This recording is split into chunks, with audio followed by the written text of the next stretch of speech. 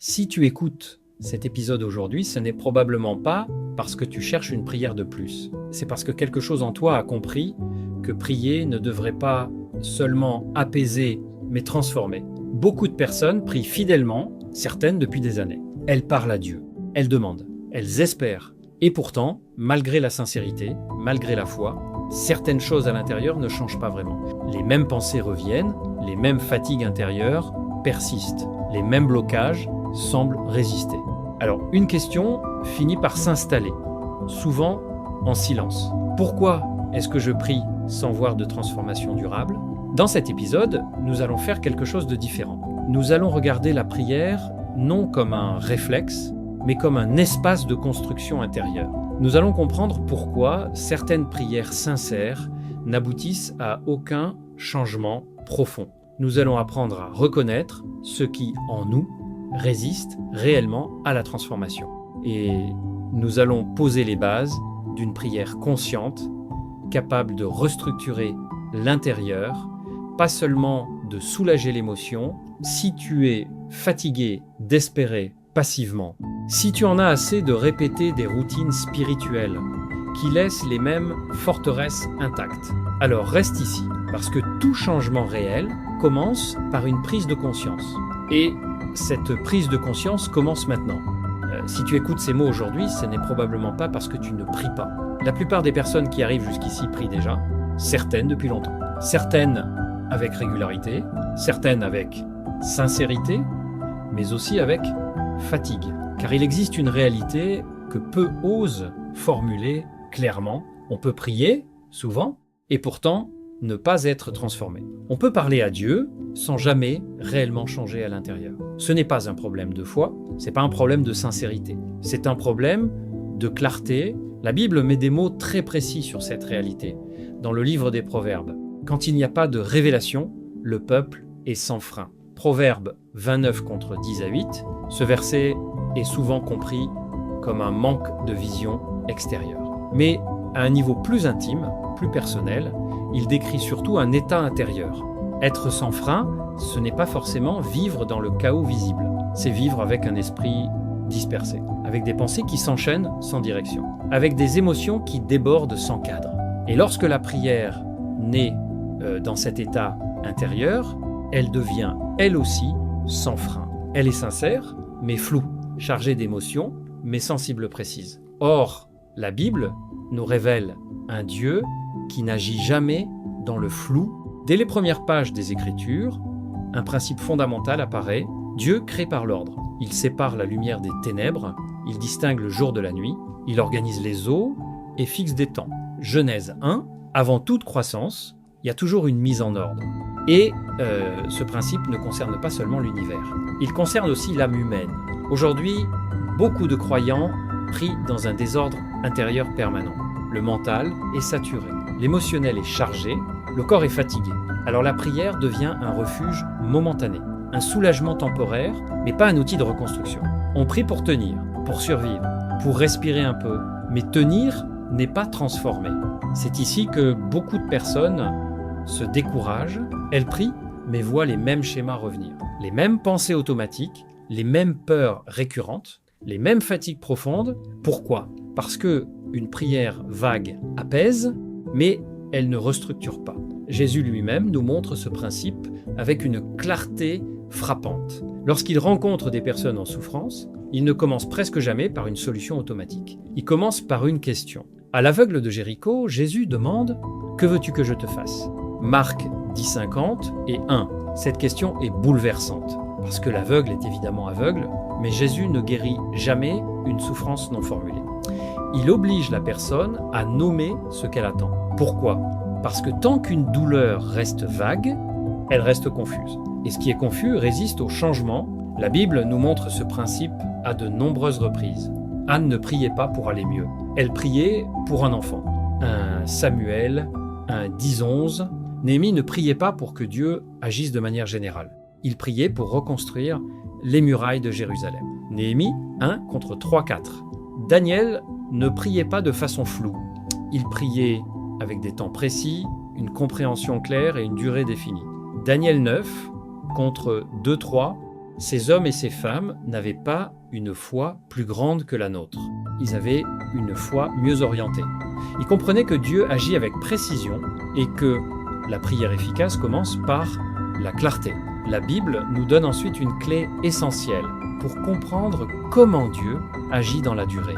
L'Éternel est mon berger, il restaure mon âme. Psaume 23 contre 1:3. Remarque quelque chose d'important. Il ne dit pas « il restaure tout d'un coup ». Il dit « il restaure mon âme ». Cela signifie que Dieu travaille par processus, par zone, par étape, et c'est ici que se trouve la solution concrète de cette première partie. Si tu veux que ta prière commence à produire un changement réel, tu dois changer de posture intérieure. D'abord, cesse de prier pour toute ta vie en même temps.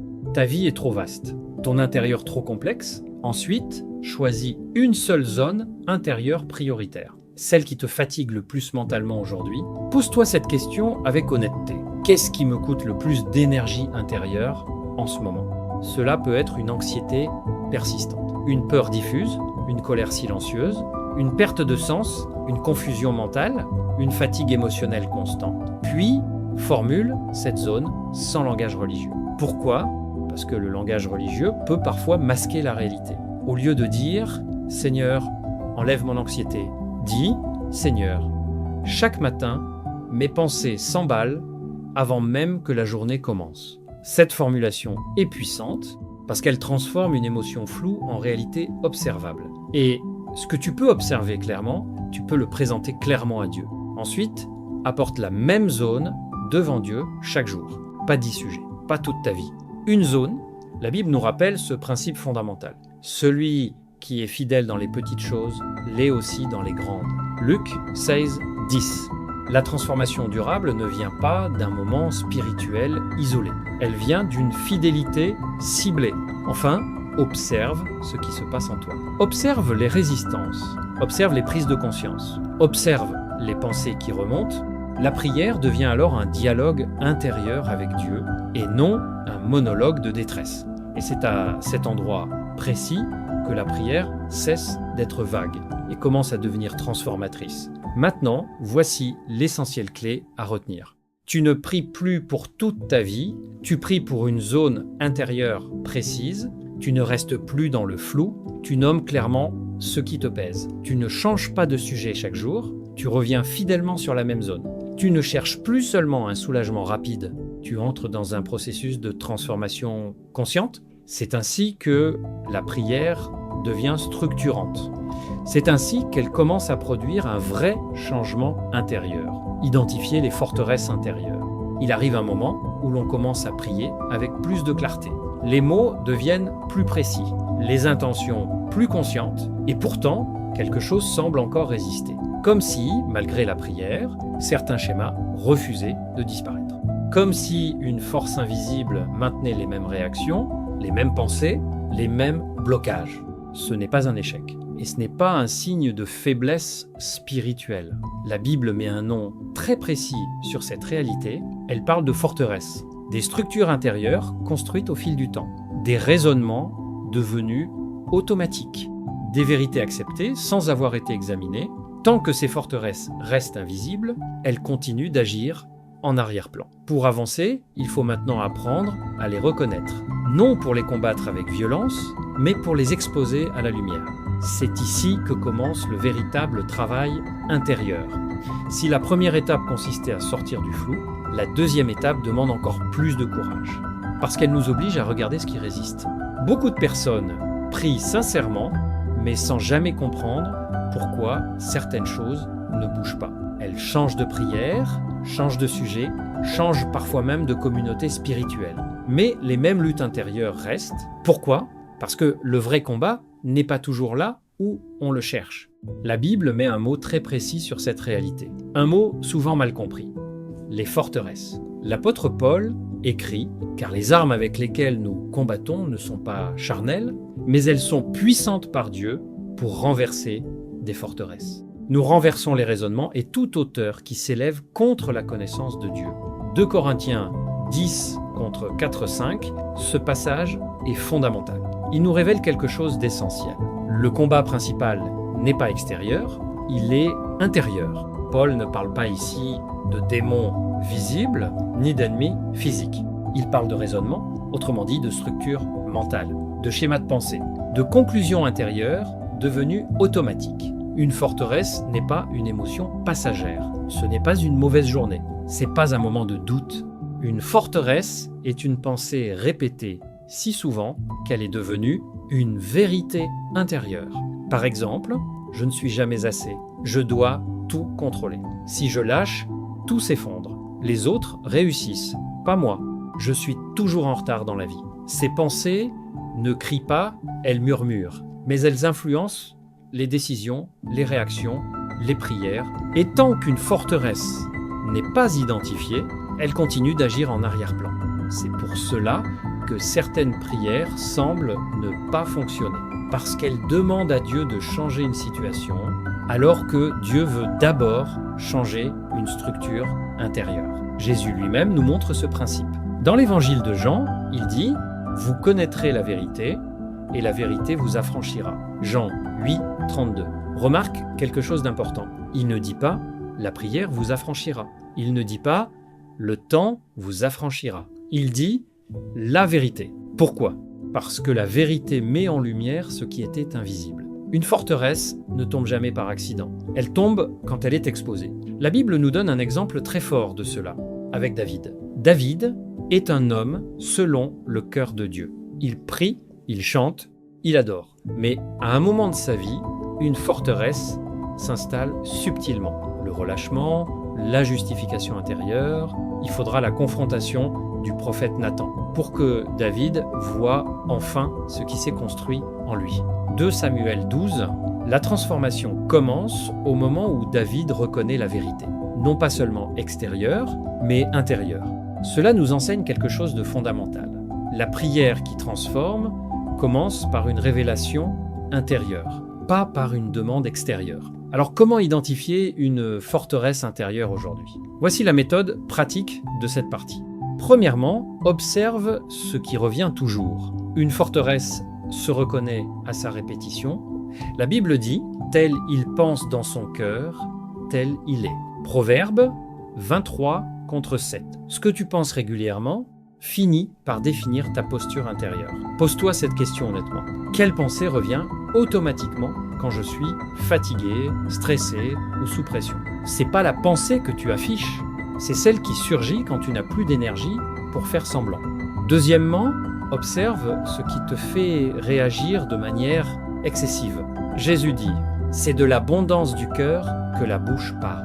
Luc 6, 45, les réactions excessives sont souvent des portes d'entrée vers les forteresses. Une colère disproportionnée, une peur soudaine, un découragement brutal. Ce ne sont pas des faiblesses, ce sont des indicateurs. Troisièmement, identifie le mensonge racine. Chaque forteresse repose sur un mensonge accepté comme vrai. Par exemple, si je ne contrôle pas, je ne suis pas en sécurité. Si je ne réussis pas, je ne vaux rien. Si je montre mes limites, je serai rejeté. Des bisous.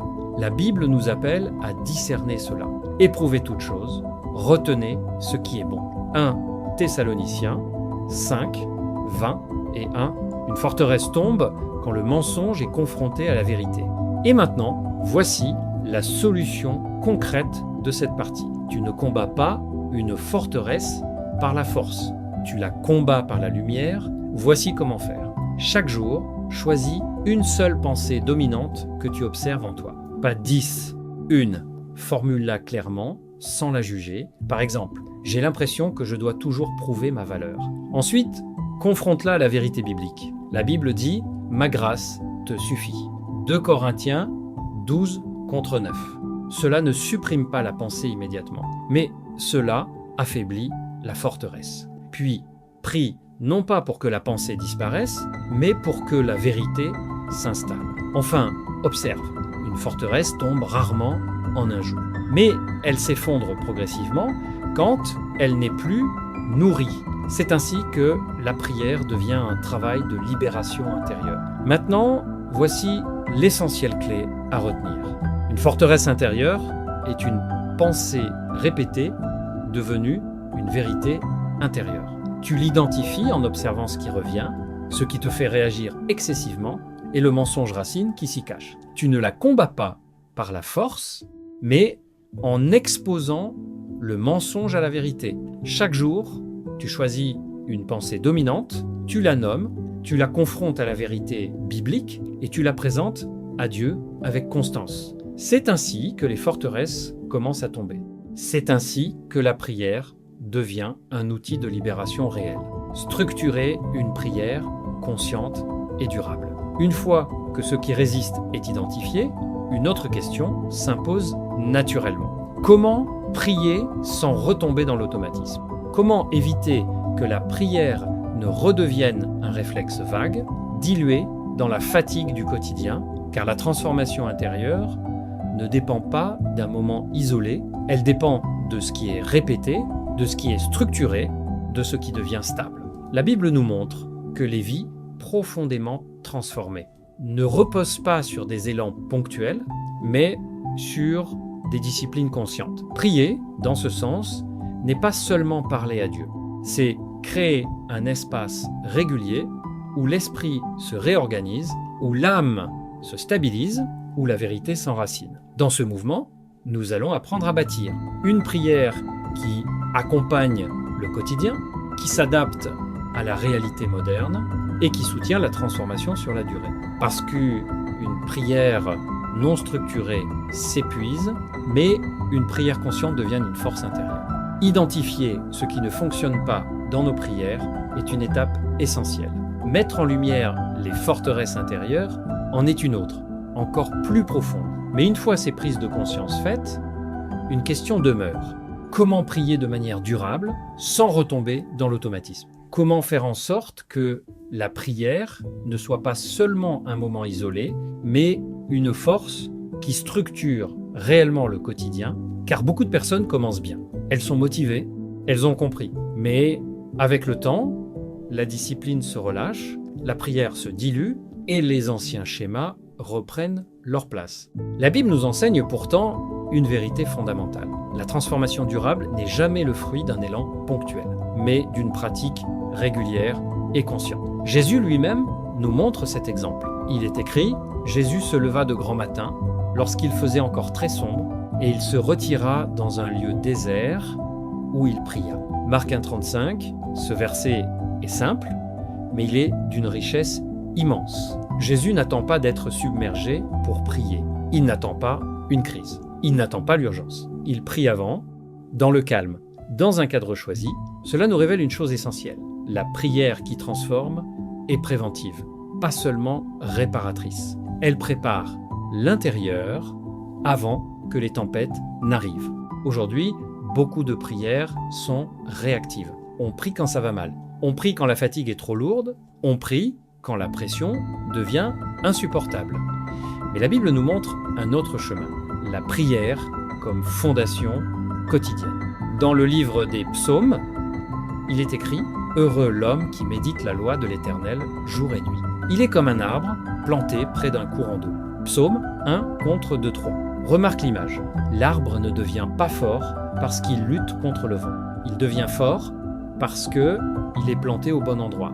La prière consciente fonctionne de la même manière. Elle ne cherche pas à combattre chaque difficulté une par une. Elle crée un enracinement intérieur. Et cet enracinement se construit par une structure simple mais fidèle. Voici maintenant la solution concrète de cette troisième partie. Une prière consciente repose sur 3 piliers essentiels. Le premier pilier est le temps choisi. La Bible dit « Il y a un temps pour toute chose ». Ecclésiaste 3 contre 1. La prière qui transforme n'est pas celle que l'on cale entre 2 distractions. C'est celle à laquelle on donne un temps intentionnel. Pas nécessairement long, mais régulier, prévisible, protégé. Quand tu choisis un temps précis pour prier, tu envoies un message clair à ton esprit. Ce moment compte. Le deuxième pilier est le lieu intérieur. Jésus dit « Quand tu pries, entre dans ta chambre, ferme ta porte et prie ton Père qui est là dans le secret. » Matthieu 6 contre 6. Ce verset ne parle pas seulement d'un lieu physique. Il parle d'un espace intérieur. Un espace sans performance, sans mise en scène, sans comparaison. La prière consciente n'est pas un discours, c'est une présence. Plus tu simplifies ce lieu intérieur, plus la prière devient stable. Le troisième pilier est la direction claire. La Bible dit « Faites connaître vos besoins à Dieu ». Philippiens 4 contre 6. Cela signifie que la prière consciente n'est pas un flot de pensées désorganisé. Elle suit une intention. Chaque temps de prière doit avoir une direction principale. Une zone travaillée, une vérité méditée. C'est ici que la prière cesse d'être épuisante. Parce que tu ne portes plus tout en même temps. Concrètement, voici comment structurer une prière consciente. Commence par un temps de recentrage. Pas pour parler, mais pour te rendre présent. Ensuite, apporte la zone intérieure que tu as identifiée. Pas 10 sujets, une seule réalité. Exprime-la simplement, sans langage compliqué, sans formule. Puis, confronte cette zone à une vérité biblique précise. Par exemple, face à l'anxiété, la Bible dit « Ne vous inquiétez de rien ». Philippiens 4 contre 6. Face à la fatigue intérieure, il est écrit « Venez à moi, vous tous qui êtes fatigués et chargés ». Matthieu 11, 28. La vérité ne nie pas la réalité. Elle la recadre. Enfin, termine la prière par une remise confiante. Pas une répétition, une confiance. La Bible dit « Déchargez-vous sur lui de tous vos soucis, car lui-même prend soin de vous ». 1 Pierre 5 contre 7. C'est à cet endroit que la prière devient reposante. Non pas parce que tout est réglé, mais parce que l'âme cesse de porter seule. Avec le temps, cette structure devient naturelle. Elle stabilise l'esprit, elle apaise l'émotionnel. Elle renforce la clarté intérieure. La prière n'est plus un effort, elle devient un refuge structurant. Maintenant, voici l'essentiel clé à retenir. Une prière qui transforme repose sur une structure simple et fidèle. Tu choisis un temps intentionnel, tu entres dans un lieu intérieur apaisé. Tu travailles une direction claire. Tu ne pries plus seulement quand ça va mal, tu pries pour t'enraciner. Tu ne multiplies pas les sujets, tu approfondis une zone. C'est ainsi que la prière devient une discipline de transformation intérieure. C'est ainsi qu'elle stabilise l'âme et renouvelle l'esprit. Mesurer la transformation intérieure et ajuster sa prière. À ce stade, quelque chose commence déjà à bouger. La prière n'est plus tout à fait la même. La conscience est plus fine. Les mots sont plus justes. Mais une question essentielle se pose maintenant. Comment savoir si ce qui se passe à l'intérieur est un vrai changement ou simplement une amélioration passagère? Car la transformation intérieure n'est pas toujours spectaculaire. Elle est souvent discrète, progressive, presque silencieuse. Si l'on ne sait pas reconnaître ces signes, on peut se décourager trop vite ou abandonner un travail qui est pourtant en train de porter du fruit. Il est temps maintenant d'apprendre à observer autrement, à mesurer ce qui change vraiment et à ajuster la prière pour qu'elle continue d'agir dans la durée. À ce stade du chemin, quelque chose a déjà changé. La prière n'est plus vague. Les forteresses intérieures ont commencé à être identifiées. Une structure consciente s'est mise en place. Mais une question essentielle se pose maintenant. Comment savoir si la prière transforme réellement? Comment distinguer une vraie transformation intérieure d'un simple mieux passager, émotionnel ou circonstanciel? Car beaucoup de personnes abandonnent ici. Non pas parce que la prière ne fonctionne pas, mais parce qu'elles ne savent pas reconnaître ce qui change. La Bible nous enseigne pourtant que Dieu agit souvent de manière progressive, silencieuse, discrète. Il est écrit: le royaume de Dieu est semblable à une semence qui germe et croît sans qu'on sache comment. Marc 4, 27. Ce verset est fondamental. La croissance spirituelle ne se manifeste pas toujours par des bouleversements visibles. Elle commence souvent par des ajustements subtils, un changement de réaction, un apaisement plus rapide, une pensée qui perd de sa force, une émotion qui ne contrôle plus tout. Si tu attends un signe spectaculaire, tu risques de passer à côté de l'essentiel. La transformation intérieure se mesure rarement à ce qui disparaît d'un coup, mais à ce qui perd progressivement son pouvoir.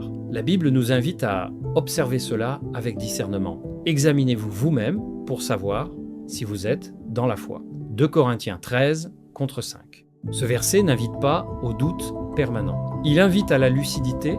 Mesurer la transformation, c'est pas se juger. C'est apprendre à observer avec vérité. Voici donc la solution concrète de cette partie. Pour ajuster ta stratégie de prière, tu dois apprendre à mesurer 3 types de changements. Le premier changement concerne tes réactions. Avant, certaines situations déclenchaient immédiatement de l'angoisse, de la colère ou du découragement. Aujourd'hui, la réaction peut être toujours là, mais elle est moins intense, moins longue, moins envahissante. C'est un signe de transformation. La Bible dit « Celui qui est lent à la colère vaut mieux qu'un héros ». Proverbe 16, 32.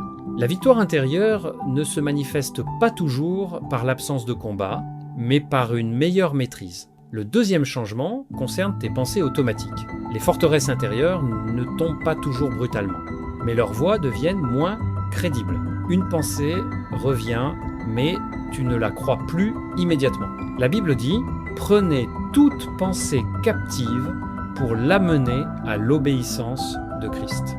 Et 2 Corinthiens 10 contre 5. Le fait même de reconnaître une pensée comme une pensée et non comme une vérité absolue est déjà une victoire. Le troisième changement concerne ta capacité à revenir à la paix. Avant, il te fallait des heures, parfois des jours, pour retrouver un équilibre intérieur. Aujourd'hui, le retour au calme est plus rapide. La Bible appelle cela le repos intérieur. Tu gardes dans une paix parfaite celui dont l'esprit s'appuie sur toi.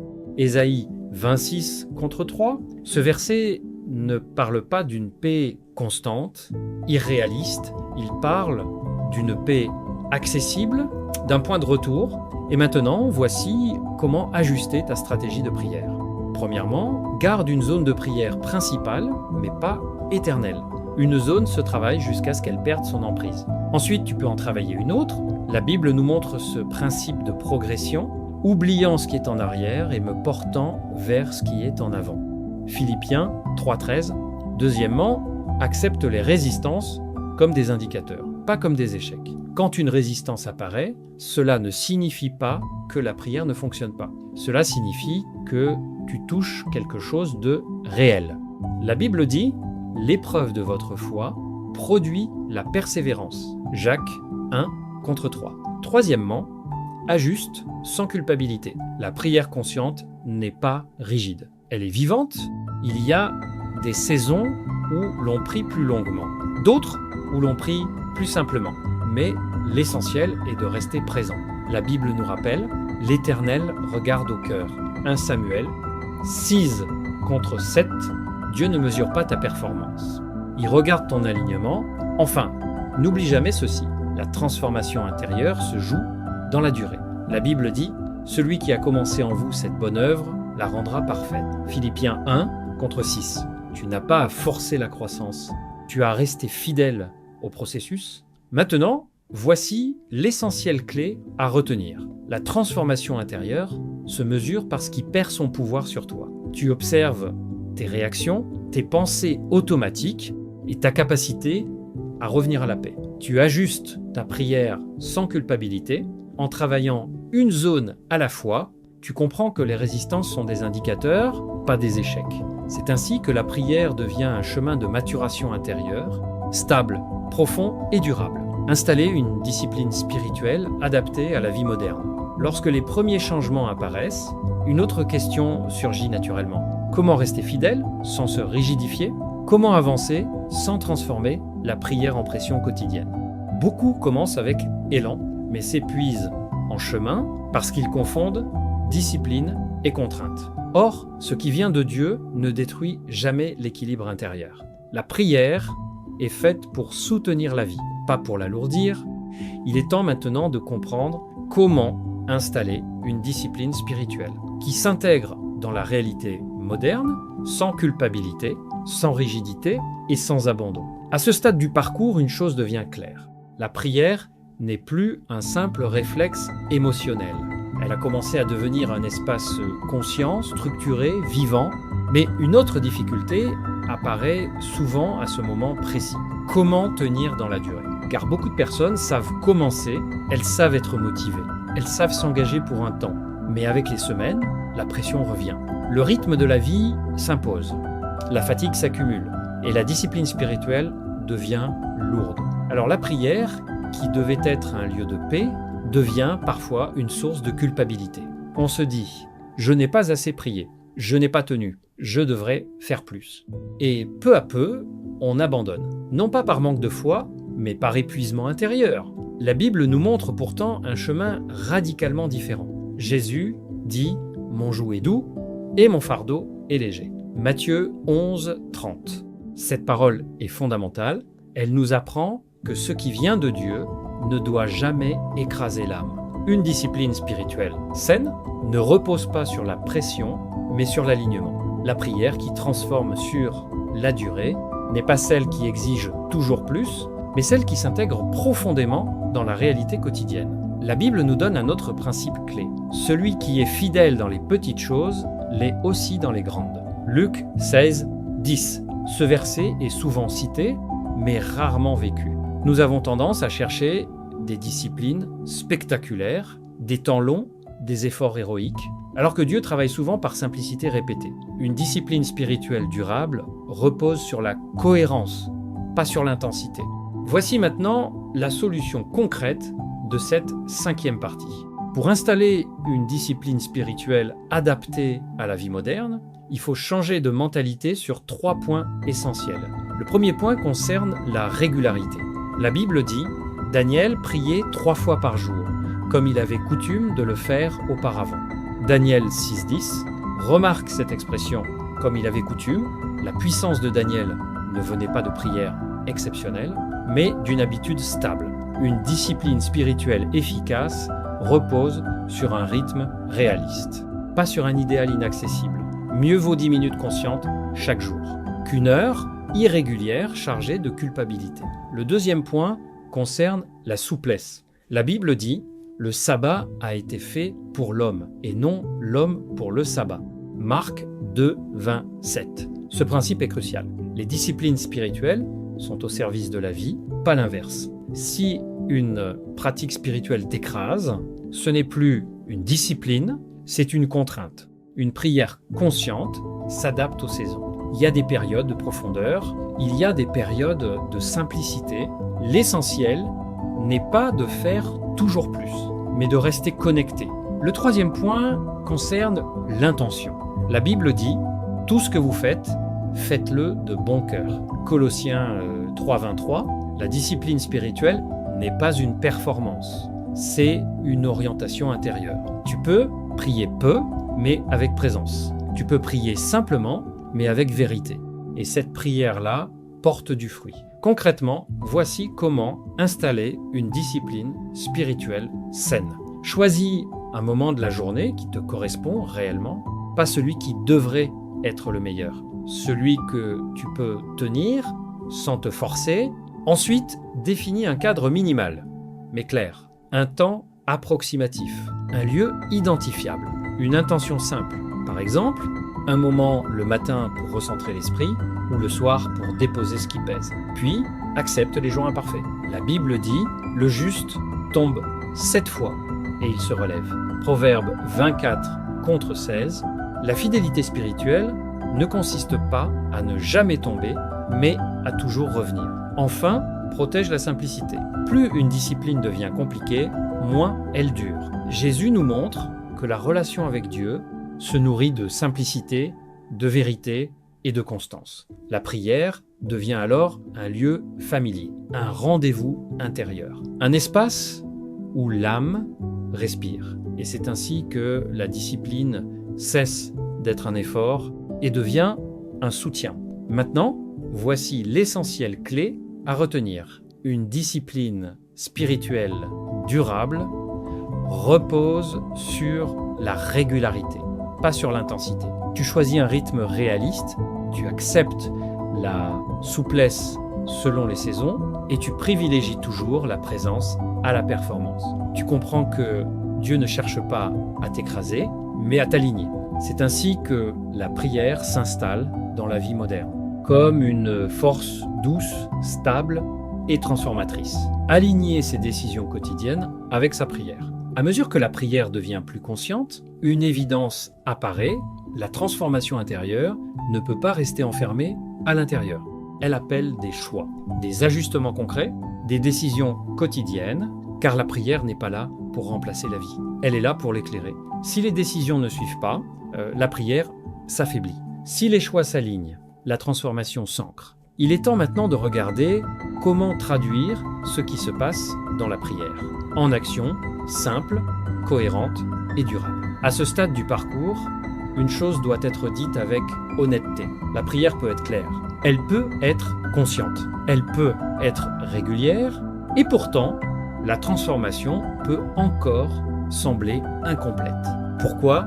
Parce que la prière, à elle seule, ne remplace jamais les décisions. Elle les éclaire, elle les oriente, mais elle ne les prend pas à notre place. La Bible est très claire sur ce point. Il est écrit « La foi, si elle n'a pas les œuvres, est morte en elle-même ». Jacques 2, 10 à 7. Ce verset ne parle pas d'effort religieux. Il parle de cohérence. La prière transforme l'intérieur, mais ce sont les décisions qui traduisent cette transformation dans la réalité. Beaucoup de personnes prient pour la paix, tout en continuant à nourrir ce qui entretient le chaos. Beaucoup prient pour la liberté intérieure, tout en faisant chaque jour des choix qui renforcent les mêmes chaînes. Non par hypocrisie, mais par inconscience. La Bible nous montre pourtant que Dieu travaille toujours avec l'être humain, jamais à sa place. Il est écrit « Je mets devant toi la vie et la mort, la bénédiction et la malédiction, choisis la vie. » Deutéronome 30 contre 10 à 9, remarque bien, Dieu montre, Dieu éclaire. Mais il invite à choisir. La prière mature n'est donc pas seulement un lieu de demande, c'est un lieu de réajustement intérieur qui appelle ensuite des choix concrets. Jésus lui-même l'enseigne avec clarté. Il dit « Pourquoi m'appelez-vous Seigneur, Seigneur, et ne faites-vous pas ce que je dis ?» Luc 6, 46. Cette parole n'est pas dure, elle est lucide. Elle nous rappelle que la vraie transformation se mesure à ce qui change dans la manière de vivre, pas seulement dans la manière de prier. Alors comment aligner ces décisions quotidiennes avec sa prière ? Voici la solution concrète de cette 6e partie. Tout commence par une compréhension essentielle. Chaque prière sincère produit une direction intérieure. La prière éclaire une voie, mais cette voie doit ensuite être empruntée. La Bible dit « Ta parole est une lampe à mes pieds et une lumière sur mon sentier ». Psaume 110 à 9 contre 105. Une lampe n'avance pas à ta place. Elle éclaire là où tu poses le pied. Concrètement, voici comment traduire la prière en décision. Premièrement, identifie la décision la plus simple qui va dans le sens de ta prière. Pas la plus spectaculaire, pas la plus difficile, la plus accessible. Par exemple, si tu pries pour la paix intérieure, quelle décision quotidienne entretient l'agitation ? Un rythme trop chargé ? Une exposition constante aux écrans ? Une relation non ajustée ?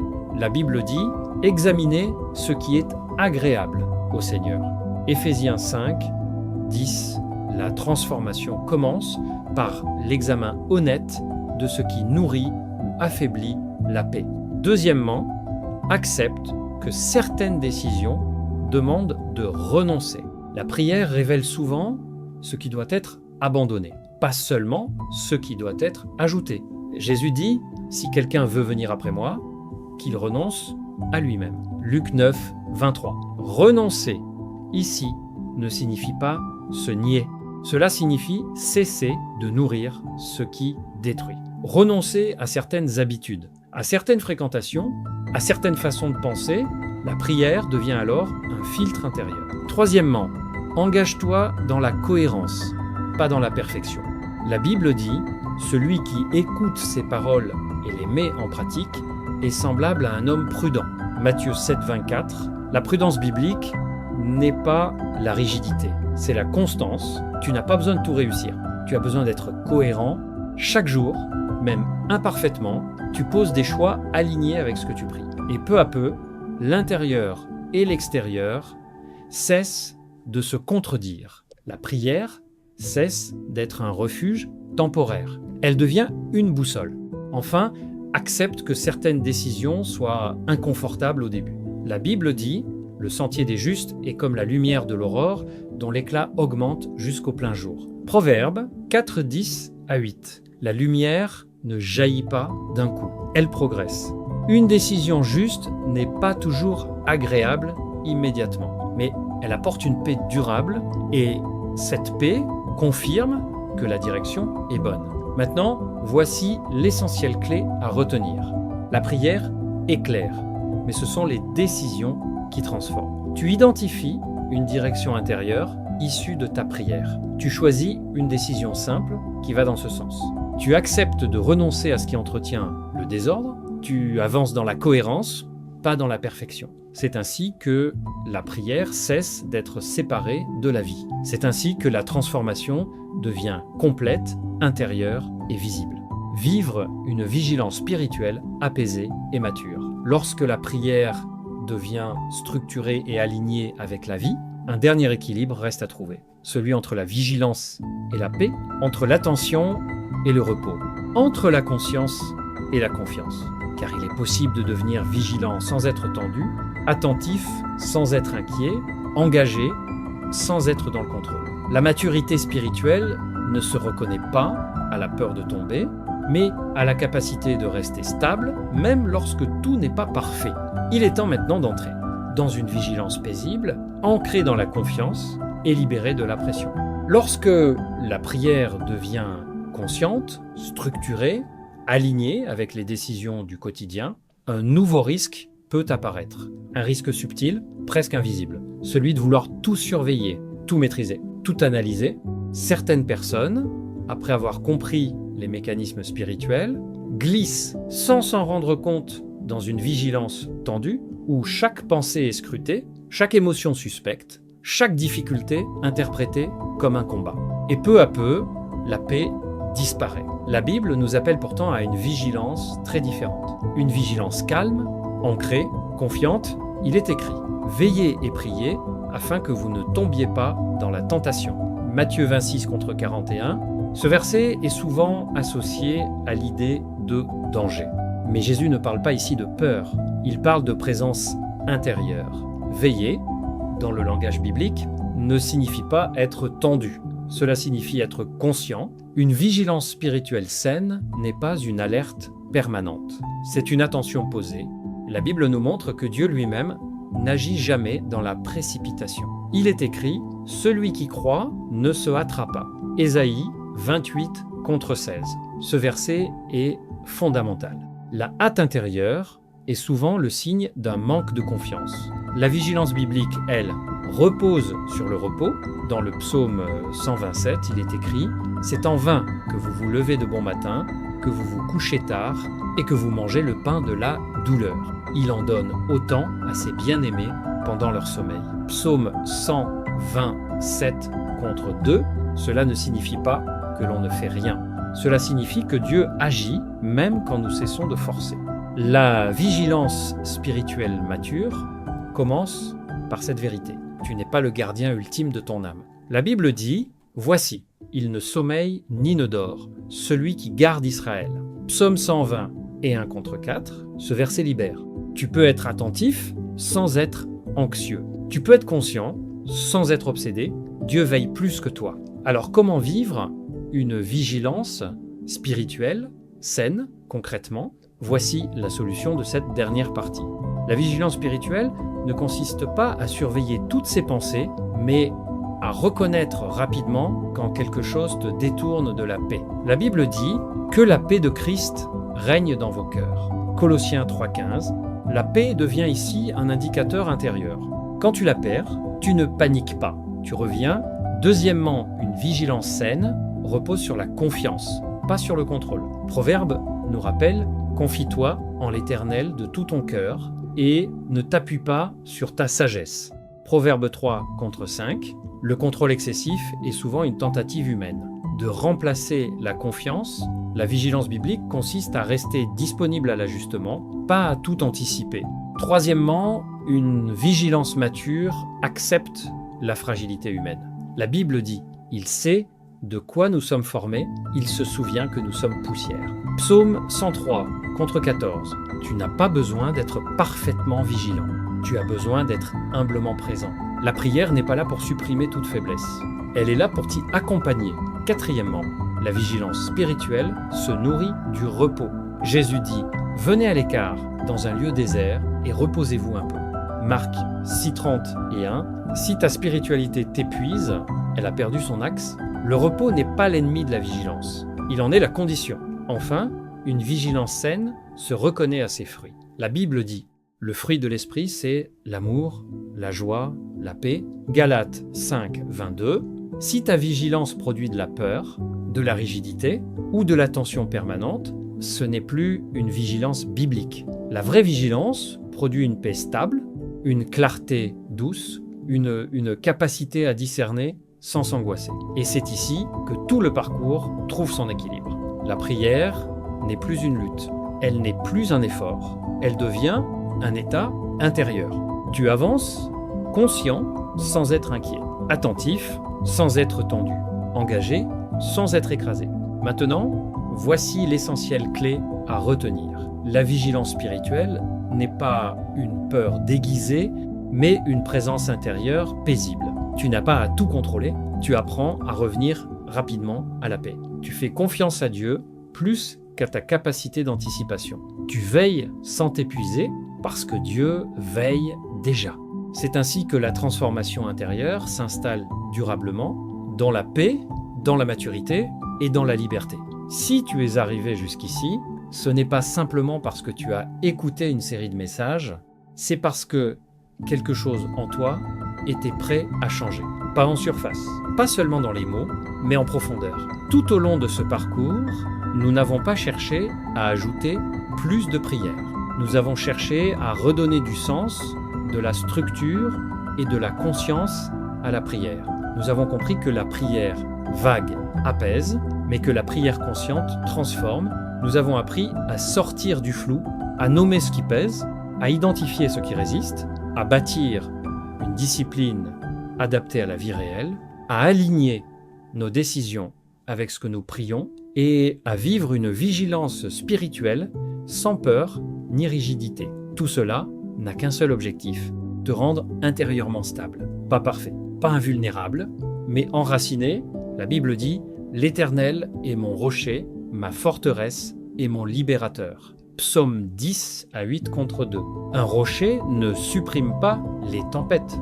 Il permet de tenir debout quand elles passent, et c'est exactement ce que tu as commencé à construire ici. Une prière qui ne dépend plus uniquement des circonstances. Une foi qui ne s'effondre pas à la première fatigue. Un intérieur capable de revenir à la paix. Il est important de le dire clairement, la transformation intérieure n'est pas un état définitif. C'est un chemin. Il y aura encore des jours de doute, des moments de dispersion, des périodes de fatigue, mais désormais, tu as des repères. Tu sais revenir à l'essentiel. Tu sais observer sans te juger. Tu sais prier sans t'éparpiller. Et surtout, tu sais que Dieu n'agit pas seulement dans les grands moments visibles, mais dans la fidélité silencieuse du quotidien. La Bible nous rappelle, celui qui demeure sous l'abri du Très-Haut repose à l'ombre du Tout-Puissant. Psaume 91 contre 1. Demeurer, ce n'est pas forcer. Ce n'est pas lutter, c'est habiter. Habiter la prière, habiter la présence. Habiter la paix, même imparfaite. À partir d'ici, la série s'achève, mais le chemin continue.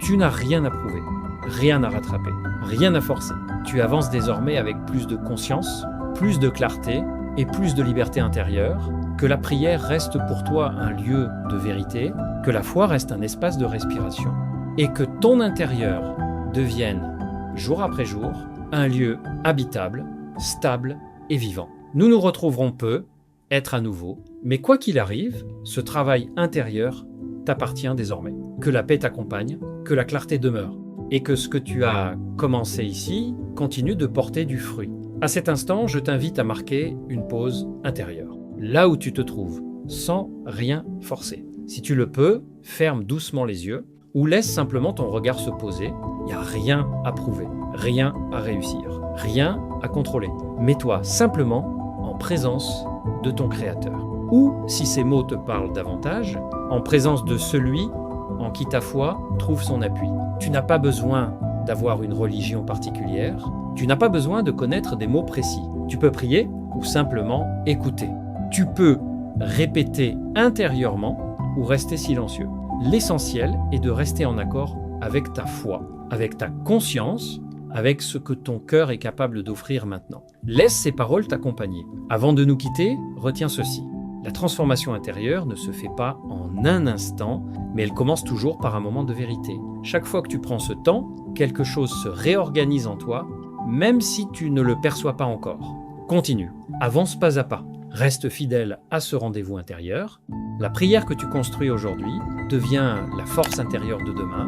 Nous nous retrouverons bientôt pour continuer ce chemin de transformation avec lucidité, avec profondeur et avec foi. Que la paix t'accompagne, que la clarté t'habite et que ton intérieur devienne un lieu stable, fort et vivant. À très bientôt.